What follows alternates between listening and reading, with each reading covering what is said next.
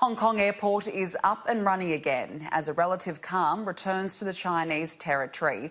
These are live pictures from the streets of Hong Kong where some protesters and police are present. But it's much more peaceful than the last 2 days where there were violent clashes. The airport now has an injunction to prevent pro-democracy activists from repeating the chaos that led to mass flight cancellations. During last night's clashes, an officer drew his gun briefly in what's been deemed an act of self-defence. Police say the demonstrators detained 2 people they accused of being spies. In action, authorities say amounted to torture.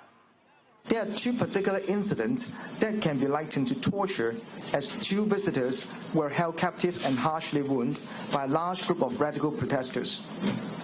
In the first instance, a mainland visitor was choked and assaulted with his hands and legs bound with cable ties. He appeared semi-conscious as protesters poured water on him and displayed his belonging on the floor. In the second instance, another visitor, who turned out to be a reporter from the mainland, also received similar suffering. He was also publicly shamed and insulted and unlawfully detained for a long time. And while it's much more peaceful at the terminal today, protesters are apparently looking towards more action next weekend. Our reporter Stuart Ramsey has more from Hong Kong Airport. Well, it's fair to say that a lot of people in Hong Kong were shocked by the treatment of those 2 men, by the protesters, bound as they were, beaten up. One of them was held for over 4.5 hours, probably reflected in the numbers of people who have come to join in the protest. Very low numbers, obviously. The airport by this time would have been well closed, and that was then to go on throughout the night as well.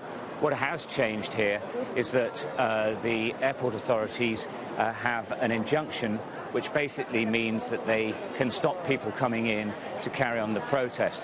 We didn't see any of this before. We have a look over here. You can see now this used to be full of people all the time, chanting, etc. Now it's just like like an arrivals hall should be. But what we have seen that's absolutely different is these civilian security officers who are now on every entrance to the airport. This is where the train station effectively is. You can probably see the trains in the background. It's just arrived. People coming in here have to have a reason to come in here. They have to show them that they have a ticket, they have to have a legitimate reason, and if they're not going to let them in. Now, that's caused some disturbances with people who are inside, who are part of the protest movement, arguing with them and saying people should be allowed to come. But with that injunction, they're able to stop it. There's police here as well, small numbers, so very, very different atmosphere. It is worth remembering, however, that although people have been shocked by the protests and the violence, they still, in Hong Kong, very much support the protest movement and what it is they're talking about, and the fact they are wanting a real debate about the relationship between Hong Kong and China.